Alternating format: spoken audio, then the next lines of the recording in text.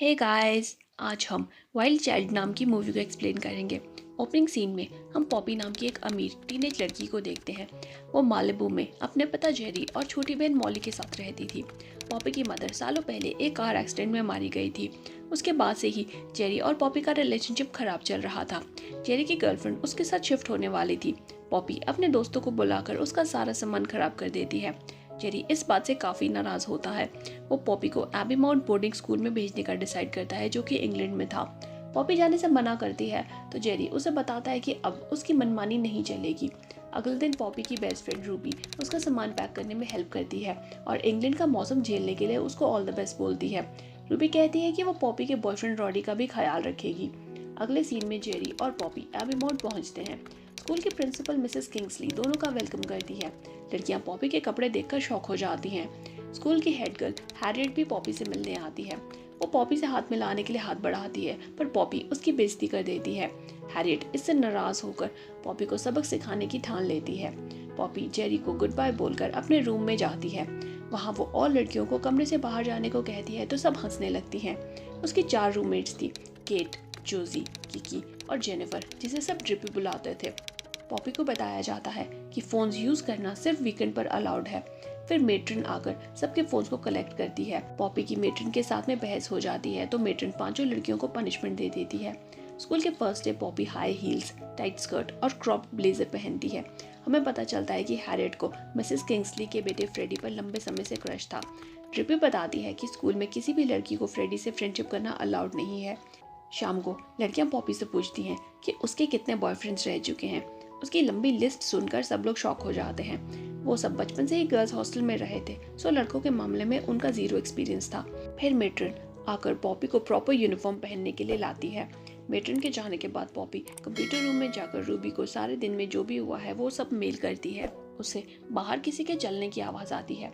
पीछा करने पर वो ड्रिपी को किचन में आइसक्रीम खाते हुए देखती है। उसी वक्त एक फायर ड्रिल कंडक्ट की जाती है और पॉपी रास्ते में ही फंस जाती है। पकड़े जाने के डर से वो छत से होते हुए एक बाथरूम में पहुंचती है।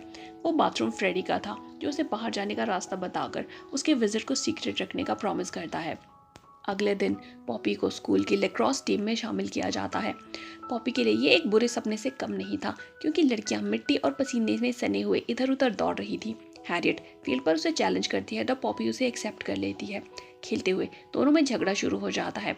जब फ्रेडी की कार आती है तो हैरियट झगड़ा रोक देती है। फ्रेडी पॉपी को गुड मॉर्निंग बोलता है तो हैरियट का गुस्सा 7वें आसमान पर पहुंच जाता है। हैरियट भागकर अपने कमरे में जाती है, जहां पर फ्रेडी की बहुत सारी पिक्चर्स उसने लगाई हुई थी।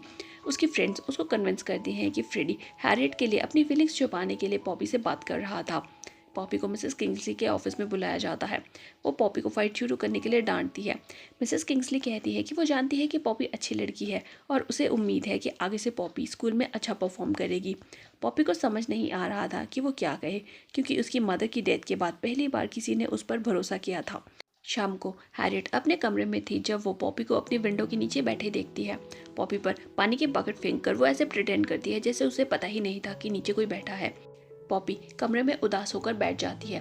केट उसे अपना स्वेटर पहनने को देती है। पॉपी अपनी फीलिंग्स केट के साथ शेयर करती है और उसे अपनी मदर के एक्सीडेंट के बारे में बताती है। पॉपी धीरे धीरे अपने रूममेट्स को अपनी फ्रेंड्स मानने लगी थी।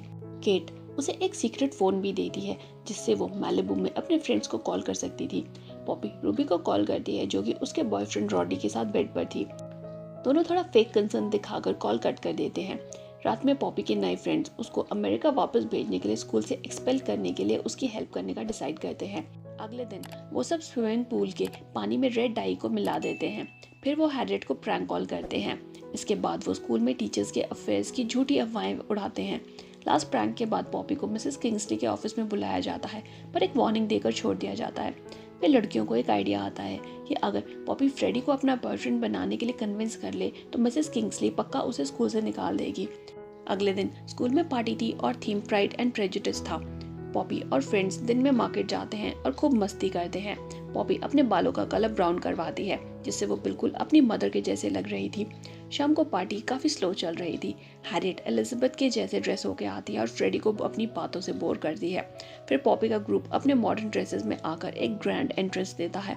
फ्रेडी पॉपी से बातें करने लगता है तो हैरियट जेलस हो जाती है। फिर फ्रेडी और पॉपी डांस करने लगते हैं तो हैरियट एक फास्ट सॉन्ग को प्ले कर देती है। इस पर पॉपी सोलो डांस करती है और सब लोग उसके लिए चीयर करते हैं। बाद में फ्रेडी और पॉपी वॉक के लिए निकलते हैं। हैरियट अपने चमचों को उन पर नज़र रखने के लिए भेजती है। बातचीत के दौरान पॉपी को रियलाइज़ होता है कि फ्रेडी एक अच्छा लड़का है जो जेन्युइनली लोगों की केयर करता है। फ्रेडी पॉपी को किस करने के लिए आगे बढ़ता है तो हैरियट के चमचे बीच में आ जाते हैं।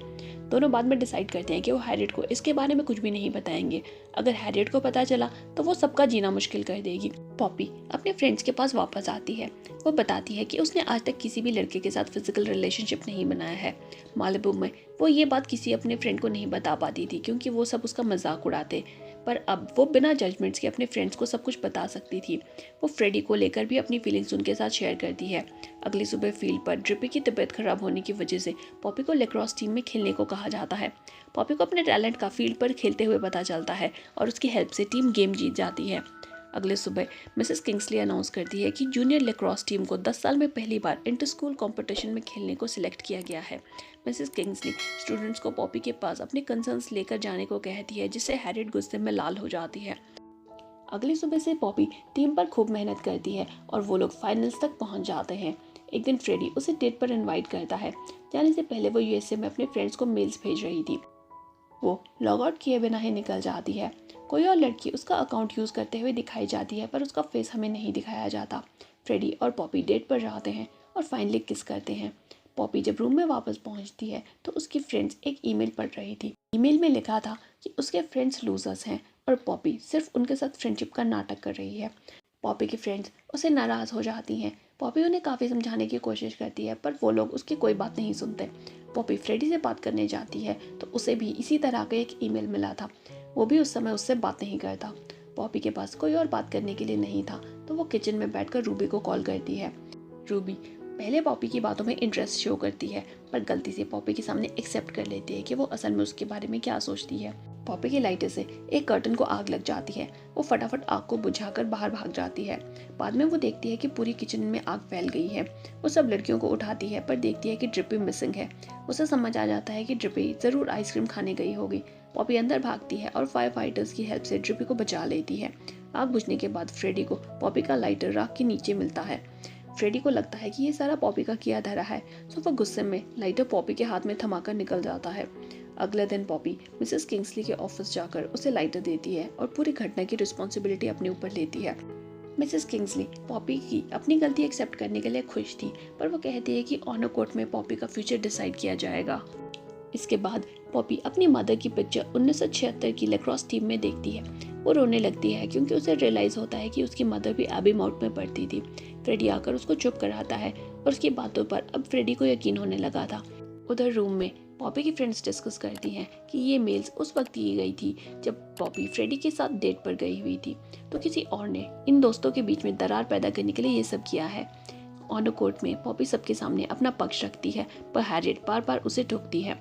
जब पॉपी की फ्रेंड्स उसके फेवर में बोलती हैं तो हैरियट गुस्से में पॉपी के लाइटर को मेंशन कर देती है। उसके अपने चमचे उसे कहते हैं कि लाइटर के बारे में तो किसी ने कुछ कहा ही नहीं, तो उसे कैसे पता। हैरियट का झूठ पकड़ा जाता है और पॉपी निर्दोष साबित होती है। वो हैरियट ही थी जिसने पॉपी को फंसाने के लिए ये आग लगाई और लाइटर सबूत के लिए छोड़ दिया था। पॉपी को छोड़ दिया जाता है और हैरियट को स्कूल से निकाल दिया जाता है। इसके बाद जेरी पॉपी को मिलने आता है और लेक्रोस टीम का फाइनल मैच देखता है। वो अपनी बेटी के लुक और एटीट्यूड में इतना चेंज देखकर सरप्राइज हो जाता है क्योंकि पॉपी बिल्कुल अपनी मदर के जैसी दिख रही थी। एबी माउंट फाइनल मैच जीत जाता है। मैच के बाद जेरी और पॉपी मिलते हैं और प्यार से एक दूसरे को हग करते हैं। लास्ट सीन में सारी फ्रेंड्स मालिबू में वेकेशन पर थी और सब लोग एक साथ क्लिफ से नीचे जंप करते हैं। मूवी कैसी लगी कमेंट करके हमें ज़रूर बताएं। वीडियो पसंद आई हो तो लाइक करें, चैनल पर नए हैं तो सब्सक्राइब करें। आज के लिए इतना ही, मिलते हैं अगली वीडियो में। तब तक stay safe and stay healthy. Good bye.